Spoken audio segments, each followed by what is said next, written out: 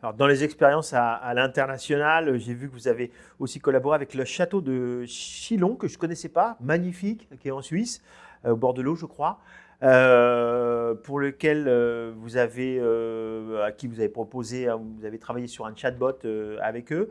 Et il y a un côté très pragmatique. Parfois, vous calculez aussi un petit peu le temps gagné. Là, je crois que vous avez nommé une valeur qui est de 500 heures gagnées avec le lancement d'un chatbot sur une durée, j'imagine, d'un an. Ce qui est quand même c'est énorme. Et en effet, comme tu disais tout à l'heure, ça peut être l'idée pour la personne qui est soulagée, peut-être d'avoir quelque chose d'un travail un petit peu plus créatif, faire autre chose et possiblement plus intéressant, quoi. Tout à fait. Et d'ailleurs, ce chiffre-là, c'est la directrice du château de Chillon qui l'a partagé dans un webinaire qu'on organisait. Donc, c'est eux qui ont fait ce chiffrage et cette estimation, mais qui est en fait corroboré avec d'autres retours qu'on a pu avoir d'autres de nos partenaires qui effectivement font le constat de pouvoir gagner un temps assez précieux avec le déploiement de ce type de dispositif.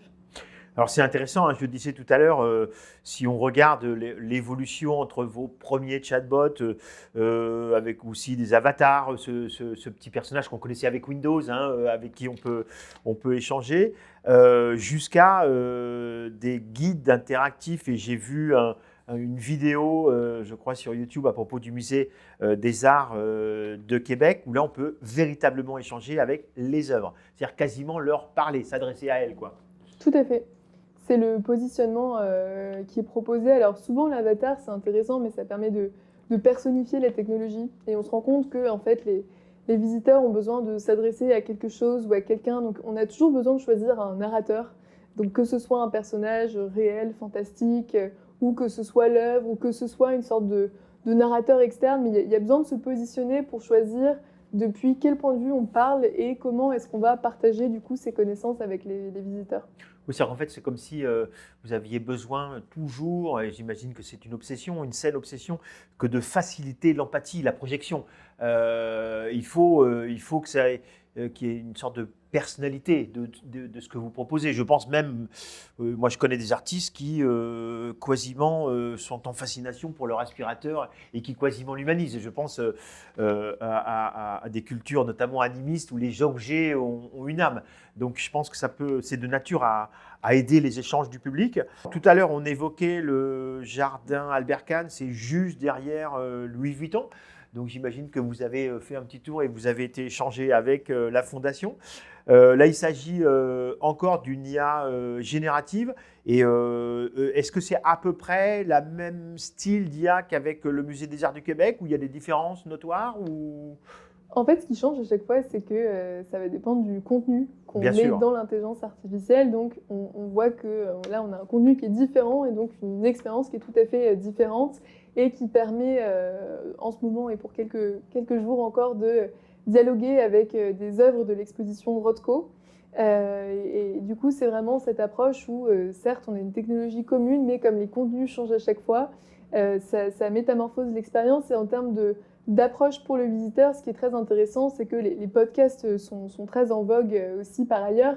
Et ça permet d'une certaine façon, moi j'ai fait le test à la Fondation Louis Vuitton, d'être devant un tableau, de demander d'avoir des informations sur tel aspect, et ensuite de pouvoir écouter comme une sorte de mini-podcast qui vient d'être généré en fonction de ce qu'on a demandé à l'IA et de ce qui nous intéresse. Et donc c'est vraiment ça qui transforme aussi l'approche et qui permet à chacun d'avoir des informations sur les sujets qui l'intéressent, puisque quand on se rend dans une institution culturelle, on arrive tous avec notre vécu, notre connaissance, notre sensibilité qui est très différente en fonction de chacun. Et c'est une façon de permettre aux visiteurs, en fonction de est-ce que ce sont des enfants, des adultes, experts, non experts, de pouvoir avoir des choses qui leur sont propres et qui vont du coup leur parler et du coup de cette façon-là de rendre l'expérience beaucoup plus inclusive pour l'ensemble des publics. On comprend en effet que même, quand bien même vous ayez une expertise technologique, numérique, IA importante, c'est évidemment une question de contenu et c'est bien de le rappeler, finalement c'est un travail éditorial, ce qui nous renvoie d'ailleurs à tes premières passions d'écriture, de blog, et je sais que là-haut, il y a beaucoup de gens qui sont des gens de contenu et qui génèrent du contenu, y compris qui nourrissent des IA ou qui collaborent avec elles.